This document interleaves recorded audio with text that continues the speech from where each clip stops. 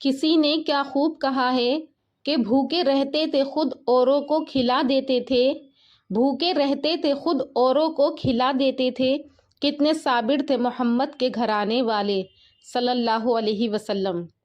السلام علیکم سامعین، نوری اسلامک چینل کے معزز خواتین و حضرات، امید کرتی ہوں کہ آپ سب لوگ خیریت سے ہوں گے اور اللہ تبارک و تعالیٰ سے دعا ہے کہ اللہ پاک آپ سب کو اپنی رحمت کے سائے میں جگہ عطا فرمائے۔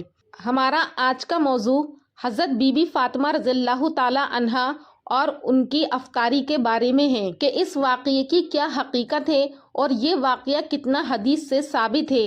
تو آئیے آج کی اس ویڈیو میں آپ کو بتاتی ہوں کہ یہ واقعہ جس کا پس منظر یہ بیان کیا جا رہا ہے کہ بی بی فاطمہ رضی اللہ تعالیٰ عنہا کو روزہ رکھنے میں کتنی مشکلات کا سامنا کرنا پڑا، تو یہ سن کر آپ کی بھی آنکھوں میں آنسو آ جائیں گے، لہٰذا ویڈیو کو آخر تک ضرور دیکھیں۔ آج بھی کچھ لوگ ایسے موجود ہیں جو بہت آسانی سے روزے کو چھوڑ دیتے ہیں اور روزے کا مقصد ہی نہیں جانتے۔ پیارے دوستو، اس واقعے کا پس منظر یہ ہے کہ پیارے دوستو، مدینہ میں رمضان کی خوشیاں پھیل رہی تھی، چاروں اور سحری کی تیاریاں ہو رہی تھیں، لیکن حضرت بی بی فاطمہ رضی اللہ تعالیٰ عنہا کے گھر میں سناٹا تھا۔ حضرت فاطمہ رضی اللہ تعالیٰ عنہا پوری رات عبادت کرنے کے بعد روزہ رکھنے کے لیے سحری کھانے آگے بڑھی، لیکن دیکھا کہ گھر میں پانی کے علاوہ کچھ بھی کھانے کو نہیں تھا۔ انہوں نے تھوڑا پانی پیا اور اللہ سے دعا کرتے ہوئے کہا کہ اے اللہ، میں یہ روزہ تیری ہی رضا مندی کے لیے رکھ رہی ہوں، اگر تو ہمیں تنگی بھی دیتا ہے تو وہ بھی تیری رحمت ہے۔ جیسے ہی یہ دعا ختم ہوئی، مسجد نبوی سے اذان کی آواز گونجنے لگی جو مدینہ والوں کو کامیابی کی صدا دے رہی تھی کہ اللہ کی طرف آؤ اور کامیابی کو حاصل کرو۔ فجر کی نماز ادا ہو چکی تھی، مدینے کے آسمان میں سورج بلند ہونے لگا تھا، کچھ صحابہ کرام روزی روٹی کمانے کے لیے نکل پڑے تھے۔ اسی بیچ حضرت علی رضی اللہ تعالیٰ عنہ بھی کام کی تلاش میں گھر سے باہر نکلے۔ ادھر جیسے جیسے صبح آگے بڑھ رہی تھی ویسے ویسے بھوک کی تڑپ بھی بڑھتی جا رہی تھی۔ حضرت فاطمہ رضی اللہ تعالیٰ عنہا نے بھی تو پانی کے علاوہ کچھ نہیں کھایا تھا، پھر بھی وہ گھر کے ایک کونے میں بیٹھ کر اللہ کی عبادت کر رہی تھیں۔ اسی وقت حسن اور حسین رضی اللہ تعالیٰ عنہما اپنی ماں فاطمہ رضی اللہ تعالیٰ عنہا کے پاس آئے اور معصوم آواز میں بولے کہ امی جان، ہمیں بہت بھوک لگی ہے، ہمیں کچھ کھانے کو دو، اب تو بھوک سہن نہیں ہو رہی ہے۔ یہ سن کر حضرت فاطمہ رضی اللہ تعالیٰ عنہا کی آنکھوں میں آنسو آ گئے، دل کرا اٹھا، لیکن وہ کچھ کہہ نہیں سکی۔ پھر بھی اپنے بچوں کے سامنے مسکرا کر بولی، بیٹا یہ تو دنیا ہے، بس ایک امتحان ہے، تھوڑا صبر کرو، انشاءاللہ تمہارے ابا جان کچھ کھانا لے کر شام کو آئیں گے۔ یہ سن کر چھوٹے حسن اور حسین رضی اللہ تعالیٰ عنہما خوش ہو کر وہاں سے چلے گئے، لیکن بے چینی سے افطار کا انتظار کر رہے تھے۔ حضرت فاطمہ رضی اللہ تعالیٰ عنہا کو بھی بہت تیز بھوک لگ رہی تھی، تب انہوں نے اللہ سے دعا کی کہ اے اللہ، تو ہی ہمارا رزق دینے والا ہے، اے اللہ ہمیں رزق عطا فرما، ہمارے بچوں کو برداشت کی طاقت دے، اے اللہ ہمارے ایمان کو مضبوط رکھ۔ اس مشکل وقت میں ان کے دل میں نہ کوئی شکایت تھی نہ کوئی مایوسی تھی، بس صبر اور اللہ پر بھروسہ تھا۔ ادھر حضرت علی رضی اللہ تعالیٰ عنہ کو اب تک کوئی کام نہیں ملا تھا۔ سورج دھیرے دھیرے آسمان کے بیچوں بیچ پہنچ چکا تھا، چلچلاتی دھوپ اور گرمی کی تپش مدینہ کی زمین کو جلا رہی تھی، لیکن جیسے ہی حضرت علی رضی اللہ تعالیٰ عنہ کو گھر کی یاد آئی، ان کی آنکھوں میں آنسو آ گئے۔ آخر کار حضرت علی رضی اللہ تعالیٰ عنہ ایک صحابی کے گھر گئے اور سلام کر کے بولے کہ بھائی، ہمارے گھر میں کھانے کو کچھ بھی نہیں ہے، کیا آپ مجھے کوئی کام دے سکتے ہیں؟ تب اس صحابی نے کہا کہ یا علی، اللہ کی قسم، اگر میرے پاس کچھ ہوتا تو میں ضرور تمہارے کھانے کے لیے رکھتا، لیکن میرے گھر میں بھی کئی دنوں سے چولہا نہیں جلا ہے، میں بھی بھوکا ہوں۔ یہ سن کر حضرت علی رضی اللہ تعالیٰ عنہ اداس ہو گئے، پھر انہوں نے صحابی کو تسلی دیتے ہوئے کہا کہ اللہ کوئی نہ کوئی راستہ بنائے گا۔ اس کے بعد وہ پھر سے کام کی تلاش میں نکل پڑے۔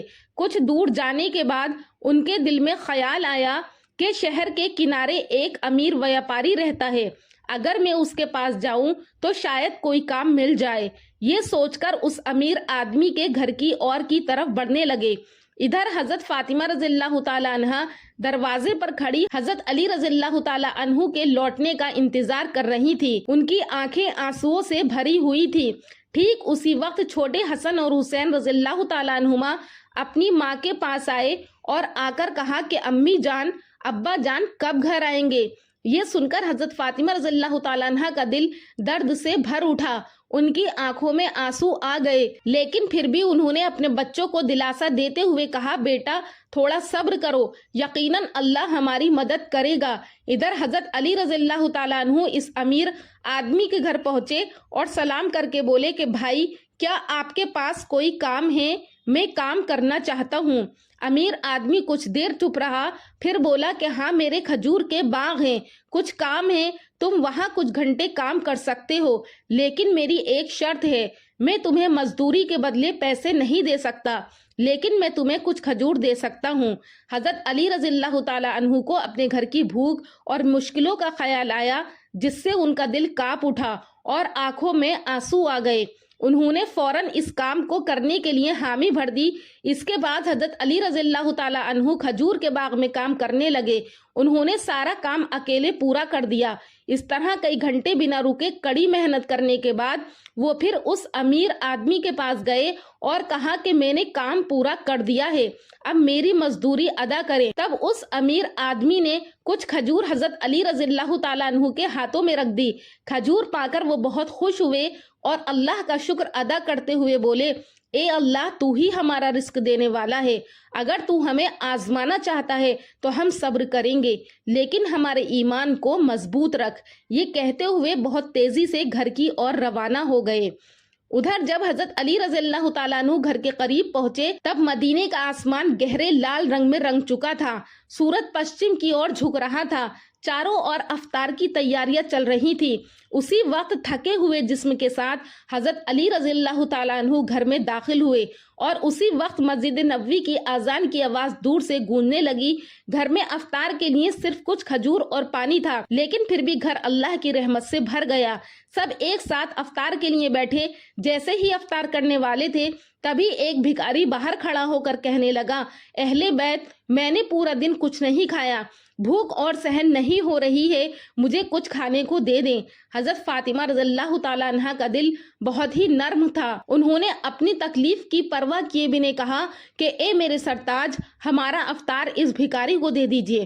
حضرت علی رضی اللہ تعالیٰ عنہ نے پوچھا کہ فاطمہ، پھر تم کیا کھا کر افطار کرو گی؟ تو حضرت فاطمہ رضی اللہ تعالیٰ عنہ مسکرائیں اور کہا کہ میں صرف پانی ہی پی کر افطار کر لوں گی۔ پھر سب نے اپنا افطار دے دیا اور دعا کی کہ یا اللہ، اے میرے رب، ہمارے روزے کو قبول فرما۔ اگلے دن روزہ رکھنے کے لیے حضرت فاطمہ رضی اللہ تعالیٰ عنہ نے پانی پیا، پھر دوسرے دن کا روزہ رکھ لیا۔ صبح کے وقت حضرت علی رضی اللہ تعالیٰ عنہ کچھ آٹا اکٹھا کر کے گھر لائے۔ حضرت فاطمہ رضی اللہ تعالیٰ عنہ نے اس آٹے سے کچھ روٹیاں بنائیں۔ دن بیت گیا اور افطار کا وقت آ پہنچا۔ ہر طرف افطار کی تیاریاں اور خوشی کا ماحول تھا، لیکن حضرت فاطمہ رضی اللہ تعالیٰ عنہ کا گھر سکون سے بھرا تھا۔ انہوں نے بھی روزہ رکھا تھا، لیکن گھر میں صرف کچھ روٹیاں اور پانی کے علاوہ کچھ بھی نہیں تھا۔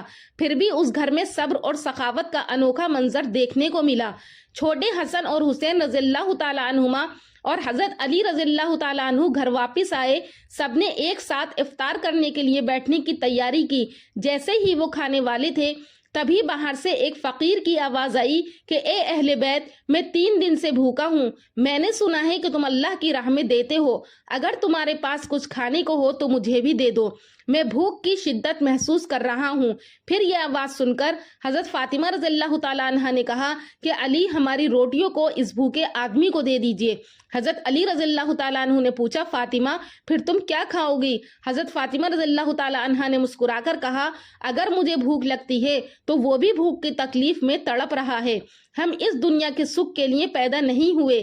یہ سن کر حضرت علی رضی اللہ تعالیٰ عنہ نے اپنے ہاتھوں سے افطار کی ساری روٹیاں اس بھوکے انسان کو دے دیں اور کہا کہ ہمارا تو بس ایک ہی فرض ہے، اللہ کی راہ پر چلنا۔ پھر حضرت علی رضی اللہ تعالیٰ عنہ نے دیکھا کہ حضرت فاطمہ رضی اللہ تعالیٰ عنہ کے ہاتھ میں صرف پانی کے علاوہ کچھ بھی نہیں تھا۔ اے فاطمہ کیا تم جانتی ہو کہ تم کیسا امتحان دے رہی ہو؟ خود بھوکی رہ کر دوسروں کو کھانا کھلا رہی ہو۔ اللہ تعالیٰ تمہارے اس صبر کو قبول کرے گا۔ ٹھیک اسی وقت پر اللہ رب العالمین نے حضرت جبرائیل علیہ السلام کو حکم دیا کہ اے جبرائیل جاؤ، میرے پیارے حبیب محمد رسول اللہ صلی اللہ علیہ وسلم کی پیاری بیٹی فاطمہ نے جس طرح صبر کیا ہے، خود بھوکی رہ کر دوسروں کو کھانا کھلا دیا، اب ان کے گھر میں کھانے کو کچھ بھی نہیں ہے، تم جنت سے ان کے لیے کھانا لے کر جاؤ۔ یہ حکم ملتے ہی حضرت جبرائیل علیہ السلام جنت سے روٹیاں، کھجور اور شہد لے کر انسان کے روپ میں حضرت علی رضی اللہ تعالیٰ عنہ کے گھر کے دروازے پر حاضر ہوئے۔ اس وقت حضرت فاطمہ رضی اللہ تعالیٰ عنہ صرف پانی پی کر اللہ کی عبادت میں مگن تھیں۔ تبھی گھر کے باہر سے ایک آواز آئی کہ اہل بیت یہ آواز سن کر حضرت علی رضی اللہ تعالیٰ عنہ چونک گئے تھے۔ جب انہوں نے گھر سے باہر نکل کر دیکھا تو وہاں ایک نورانی آدمی کھڑا تھا جس کے ہاتھ میں ایک برتن تھا۔ حضرت علی رضی اللہ تعالیٰ عنہ اس شخص کے ہاتھ سے برتن لیتے ہیں جس میں کہ کھانا ہوتا ہے۔ حضرت علی رضی اللہ تعالیٰ عنہ کھانا لے کر گھر میں داخل ہوئے اور کہنے لگے اے فاطمہ دیکھو دیکھو ہمارا رب کتنا مہربان ہے، اس نے ہمارے لیے جنت سے رزق بھیجا ہے۔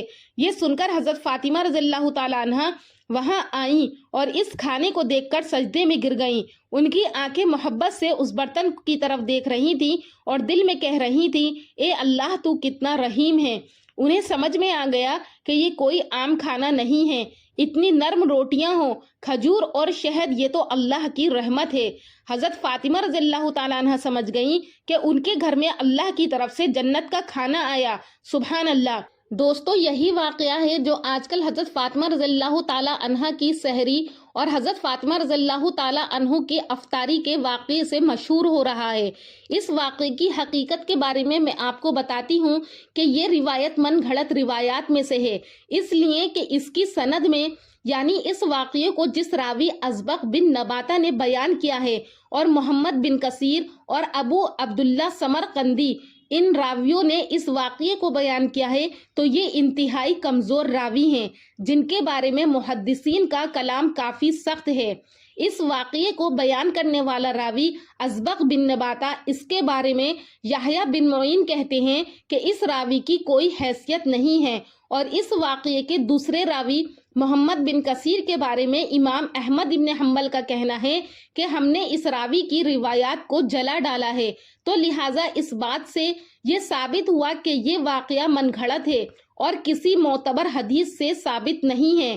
اور اسی طرح علامہ ابن جوزی اور علامہ سیوطی رحمۃ اللہ علیہ نے بھی اس واقعے کو من گھڑت قرار دیا ہے، اور یہ واقعہ بہت سے لوگ سنتے ہیں اور اس کو سچ جانتے ہیں۔ تو میں نے سوچا کہ میں آپ کو بتا دوں کہ یہ واقعہ کسی معتبر حدیث سے ثابت نہیں ہے۔ آخر میں اللہ تبارک و تعالیٰ سے دعا ہے کہ اللہ پاک ہم سب کو صحیح علم حاصل کرنے والا بنائے، کیونکہ آج کل سوشل میڈیا پر بہت زیادہ ایسے من گھڑت واقعات مشہور ہیں جن کے بارے میں لوگوں کو نہیں پتا کہ کیا سچ ہے اور کیا غلط ہے۔ اللہ تعالیٰ ہم سب کو اپنے دین کی سمجھ عطا فرمائے اور صحیح باتوں پر عمل کرنے والا بنائے۔ آمین۔